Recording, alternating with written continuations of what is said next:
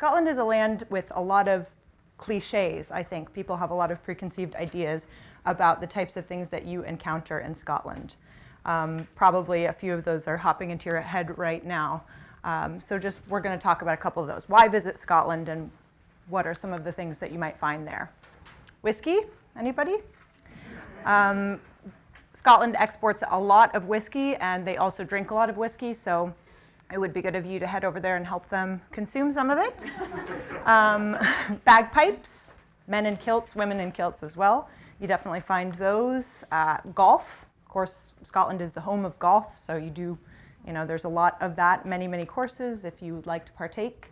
Castles galore, some of the famous hilltop castles in the cities, but hundreds of them littered across the country, each in its different state of repair and different situation with its own unique history.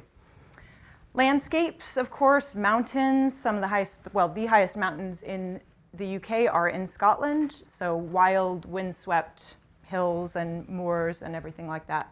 Stunning scenery. Also a lot of ancient sites for people who are interested in, the people who came before the modern times.